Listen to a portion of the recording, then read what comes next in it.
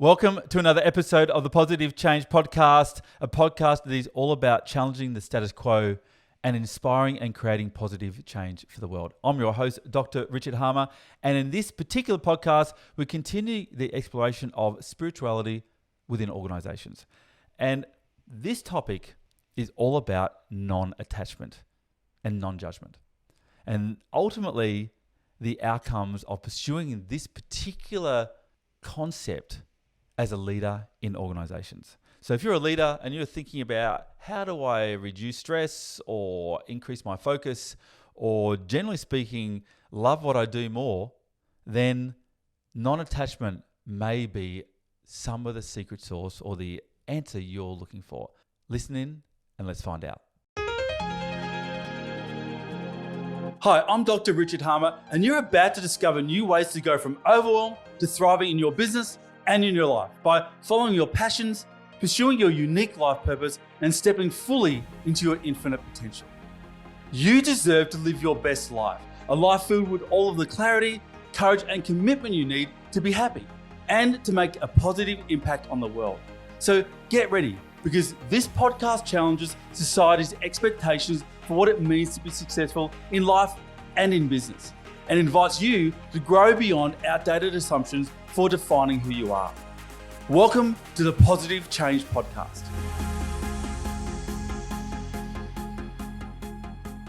So hey, welcome to another episode of the Positive Change Podcast. Again, I'm your host, Dr. Richard Harmer, and we're looking at non-attachment, a spiritual idea, a spiritual practice, and how that can be applied for leaders within organizations. Now, the real key here is about wanting to make positive change. And sometimes when we're trying to create positive change within an organization, it can feel like we're throwing ourselves against an immovable force. I just can't seem to get the change going that I really want. And I might ask myself or say to myself or others, there's got to be a better way. I can't give up, but I just don't know how much longer I can go on without really feeling like I'm getting traction for the thing that I care about the most. That's what this podcast is all about. How do we work with that experience, which I'm sure as a leader, you've experienced on a number of occasions as you navigate your day, week, month, and years as a leader within your organization.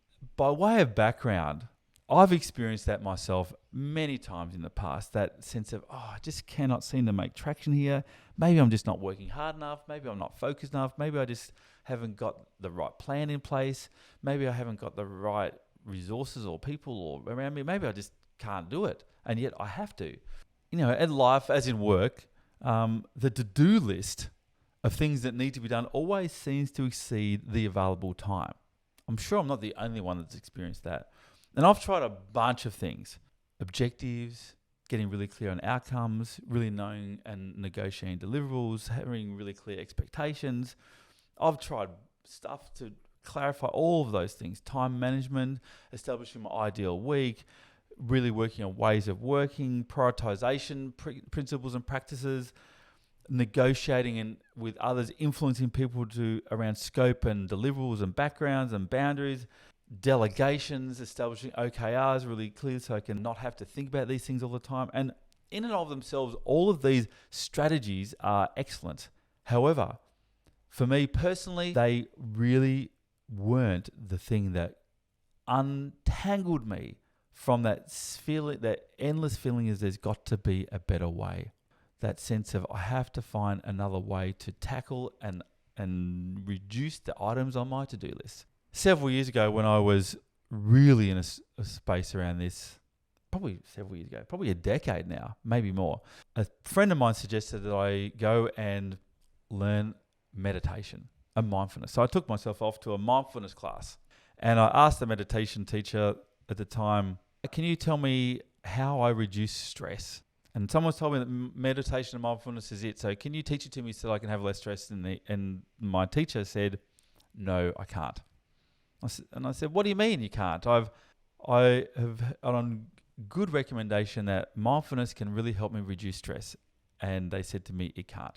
Now, I was somewhat disheartened in that moment, but he then said to me, it can't help you to reduce stress, but it can help you to practice 4 things that may be able to reduce stress.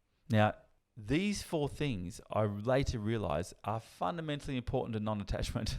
The first thing mindfulness meditation can give you, he said, is focus, concentration. But what's most important here is what it's actually giving you is what he referred to as a fluidity of mind, the ability to redirect your attention at will. Second, stability of mind, the ability to not fall victim to the fluctuations in our own mental and emotional states, from agitation to boredom, to have stability of mind, stability of thought, stability of our emotions, so that we don't become overwhelmed by them. Self-understanding, the ability to observe how our mind operates in a ways that help us gain a deeper clarity about why I do what I do and why you do what you do. And finally, he said, the practice of non-attachment, non-judgment, and unconditional acceptance. And it's that 4th one that I want to focus on within this particular podcast, non-attachment. Because ultimately, non-attachment allows for an experience of equanimity, harmony, balance, the ability to not get buffeted around by those things that can create agitation.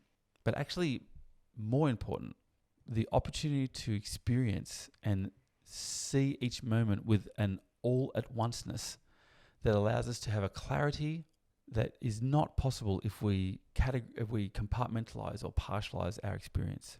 Now, I practice meditation through this teacher every single day, 20 minutes a day for at least 6 months without really experiencing much of a difference in my levels of anxiety around my to-do list. But as my meditation teacher says to me, don't get attached to a specific outcome. Just do the practice and see what happens. Now, one day I really noticed that something was working. In my particular role at the time, as I said, I'm going back a decade now. This is before video conferencing and when mobile phones were still a piece of technology that was not so ubiquitous to life. I used to have to drive from client meeting to client meeting, and I spent a lot of time in the car. And I tended to find myself in the car impatient with a sense of urgency of, will I be late to my next client meeting? And I started to notice that impatience and that sense of urgency, the worry about being on time or not being on time, started to dissipate. And I would be in the moment more often. In fact, savoring that time in the car, rather than being a hassle to get from one place to the next, it was a time that allowed me to practice mindfulness in the moment, to allow and accept whatever the traffic conditions were. It changed my experience of time. And I noticed I had a fundamentally different experience of time. I had more time. I didn't feel like I was under pressure to get from point A to point B.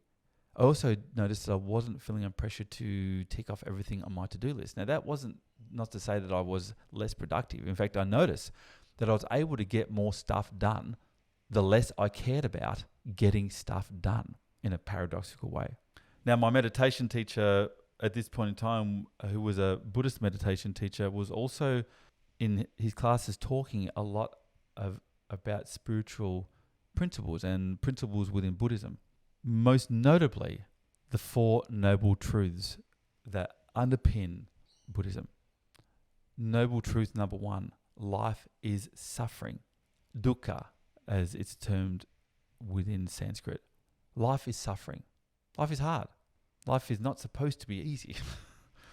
But attachment or cravings is the cause of that suffering. And that's the second of the 4 noble truths. If noble truth number 1 is life is suffering, number 2 is attachment is the cause of suffering. Noble truth number 3, the cessation of suffering is possible. And it's letting go of cravings, letting go of unhelpful or faulty ways of understanding oneself, others, and the world around us. And the 4th noble truth is the Eightfold Path leads to the cessation or the ending of suffering.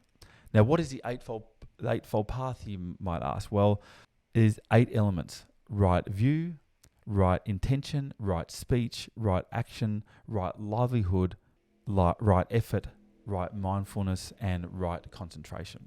Now, I'm not going to dive into each of those elements of the Eightfold Path other than to say that fundamental to each of them is this idea of the middle way. And this is the key. The middle way, or the middle path. Not too much of one thing, not too much of another thing. Everything in moderation.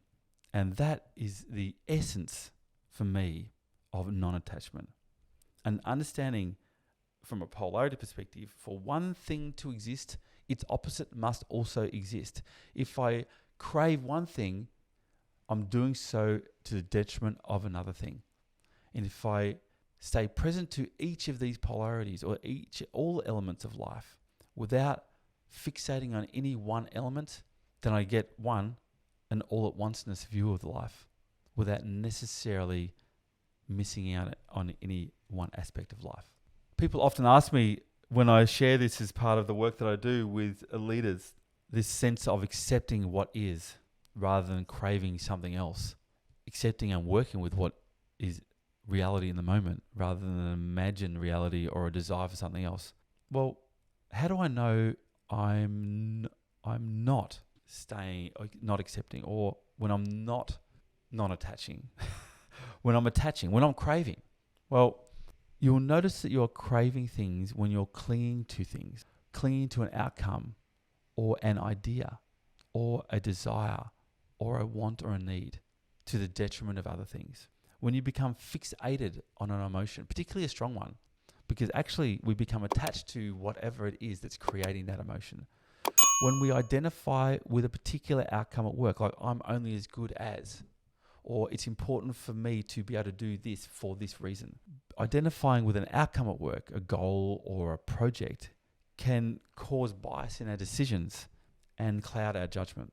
Now, all of these things, these fixations, these clingings, these graspings, these desirings for one thing over another, of not accepting, can all lead to emotional turmoil and a sense of distress, whether it be minor distress or significant distress.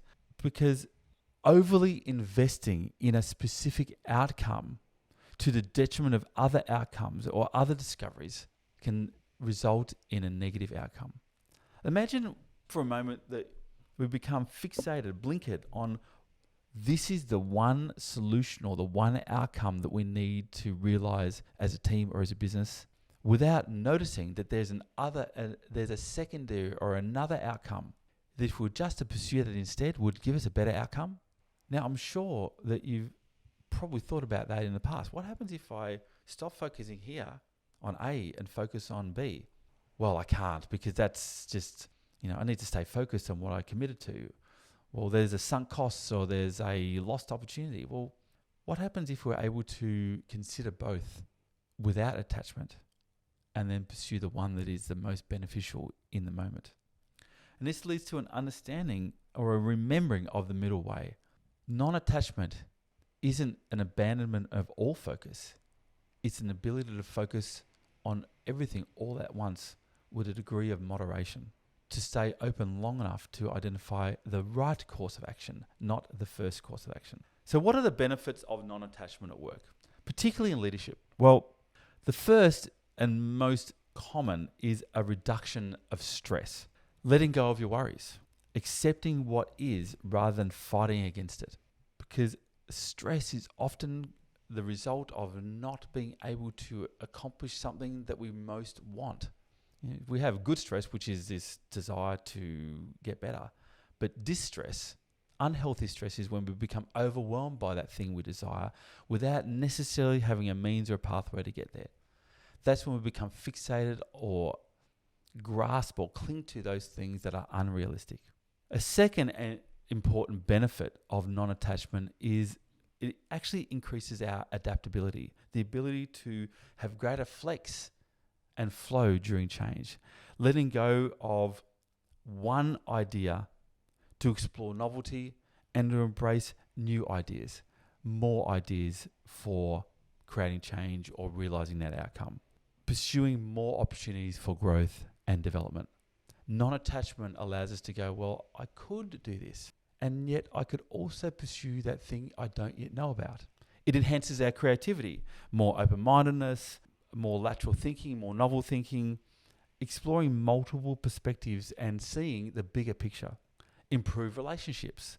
That sense of listening to and really accepting others for where they are without judgment, without wanting them to be different, but accepting and allowing them to be just as they are. Staying open to other people's perspectives, particularly if they're different to your own. Seeking feedback and suggestions for how you may yourself continue to pursue the middle way. Creating cultures of trust. And for a leader, better decision making. More objective, more considered decision making, more oriented towards integrating and synthesizing multiple perspectives towards a more informed, more integrated decision. What's best for many, not just best for self, but also preserves the individual needs within it. Overcoming personal biases. These are just some of the benefits of non-attachment as a leader within an organizational context. So the question you might be asking at this point in time is, okay, I can see how non-attachment may help me. And you talked about meditation being one of those things that you can do to practice or cultivate a sense of non-attachment, non-judgment, and universal acceptance towards equanimity. But actually, in real practical terms, how do you do it? How do you do non-attachment? Well, first of all, we need to awaken ourselves to our attachments. We need to wake up to them. We need to recognize our attachments. So how do we do that? Well, first of all, we can do this in everyday life by reflection, by paying attention to ourselves. Now, an attachment is first going to manifest itself, or it's often going to manifest itself in physical or physiological tension or an emotional disturbance. Things not feeling quite right. A emotional pull or a physical pull in one direction over another. And the thing to ask at that point in time is, what is it that I am craving or being drawn towards that is diverting my attention from staying open to all that is to an exploration of only one aspect of all of experience? Recognizing our attachments in the moment. Now, a practice for helping us recognize our attachments in the moment is mindfulness, becoming more aware of the thoughts and the emotions that we're attaching to in each moment, and staying present, and instead staying present to all thoughts and emotions in all moments. Once we become awake to our attachments, and we can do that through reflection, through real-time mindfulness in the moment, we need to start letting go of grasping those attachments.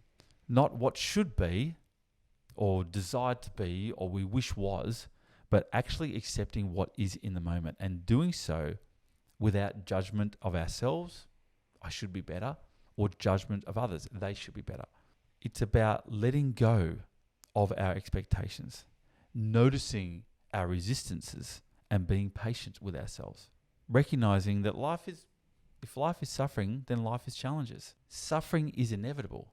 Having the emotional distress or the mental distress that goes with suffering is optional.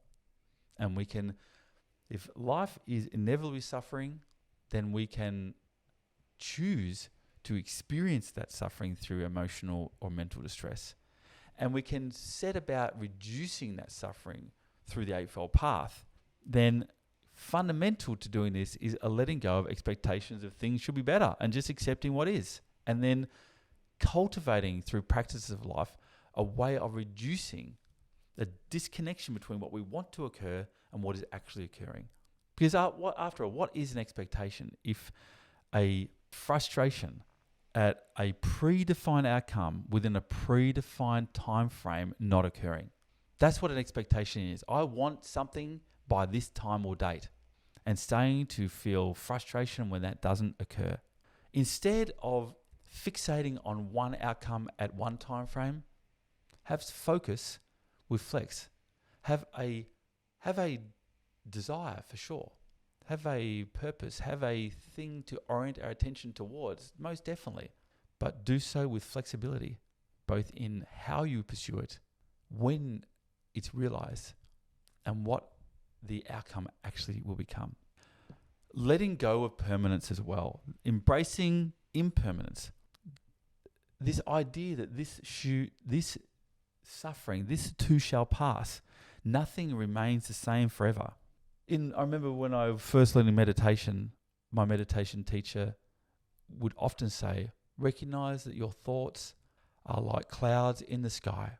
Sometimes you look to the sky and there are no clouds. Sometimes it's dark and stormy. And sometimes there's that single cloud that, with a breath of the wind, floats from horizon to horizon. Everything in life is impermanent. It's a fixation on trying to keep things the same that creates suffering. All things in organizational life end, including strategies, approaches, roles, networks, what a customer values, what you either think is important. Everything in the end is transient. And ultimately, everything is just a mental construct anyway. Everything is thought. And thoughts pass like clouds in the sky. So instead of trying to control or keep things in place, recognize and honor the past. Most definitely, that's where wisdom is created. But also celebrate and embrace and stay open to the new, because the new will ultimately become the past and will pass into the void of ending. So embracing impermanence is essential to accepting and embracing non-attachment. Now, finally, the final consideration here of the 5, 1 being recognize your attachments, and 2, practice mindfulness, 3, letting go of expectation, and 4, embracing life's impermanence. The 5th is allowing or practicing detachment and discernment. Now, this is really important to make a distinction between detachment and dissociation. Now, dissociation is a disconnection from life, whereas detachment is a full involvement in life without being influenced by it.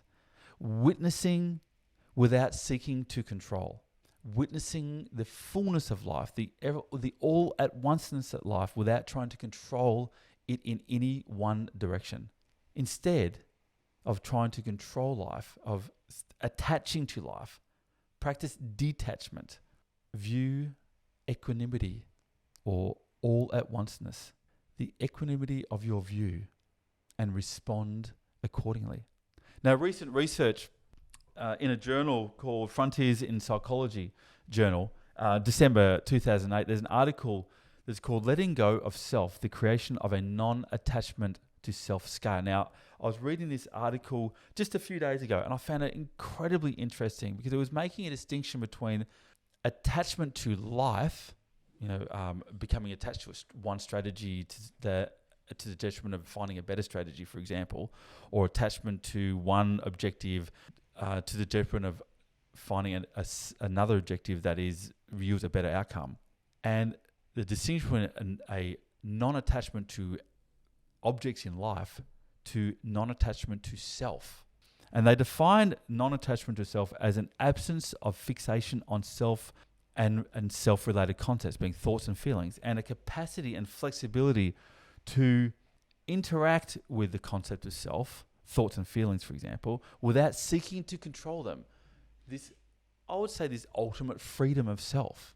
I don't need to be any one thing to any one person. I can be all things and anything within and through each moment. Now, the ultimate suffering in Buddhism is the attachment or a grasping at a definable self. I'll say that one more time. The ultimate suffering is an attachment or a grasping at a definable self. And in spirituality and in many spiritual traditions, the pursuit of a separate self is an illusion. Pursuing a separate self is the ultimate defense against our own impermanence. If I exist, then I am permanent. And as I've already shared, life is transient. An ultimate truth is everything must pass. Every thought, feeling, every strategy, every organizational structure, every KPI or objective, every self is impermanent. our physical self, our psychological self. And letting go of self actually leads to the ultimate in psychological well-being. Now, that's what this research article was talking about. Letting go of an attachment to self ultimately leads to the ultimate in psychological well-being. Now, this same research talking about non-attachment to self showed that there is a positive correlation. Now, to be clear, correlation isn't causation. We don't know which comes first here, right? But the correlation is as non-attachment to self goes up, that is, we let go of unhelpful thoughts about yourself, you're letting go of the need to control your own life. Let me start that again. This non-attachment to self, this sense of letting go of unhelpful thoughts about yourself, letting go of the need to maintain tight control over your life or control your life at all, really. The not getting too caught up in thoughts you have about yourself or thinking they're real or need to be fixed or changed. That sense of time feels less and less defined, and you feel less and less defined as you go through time. Those elements of letting go of that fixed, definable self. There's a positive correlation between non-attachment to self and increased wisdom. That sense of many ways of understanding situations and many ways of addressing issues that arise in situations can occur. There's a positive correlation between non-attachment to self and self-actualization. That sense of self-acceptance, that sense of I'm greater than any one understanding of self.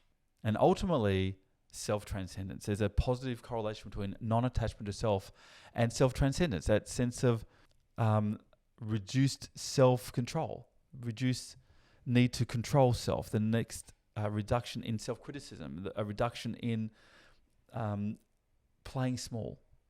There's also, paradoxically, a reduction in non-attachment to self and increased self-focus. The less we focus on ourselves, the more we have a positive sense of self. The more we focus on ourselves, the less we have a positive sense of self. This is so interesting. No non-attachment to self ultimately results in a stronger sense of self. The better we feel about ourselves. So the first step here, as I draw to a close in this episode of the Positive Change podcast, the key message here is the non-attachment creates options, creates more freedom and flow in life.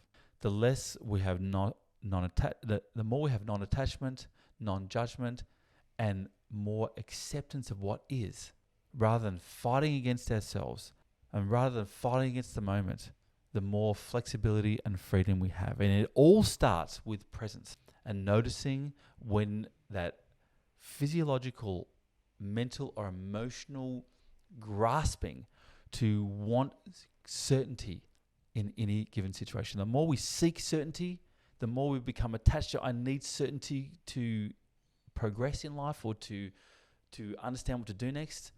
The more we attach ourselves to certainty being a prerequisite to clarity and progress, the more we create shackles that constrain our own freedom and flow in life.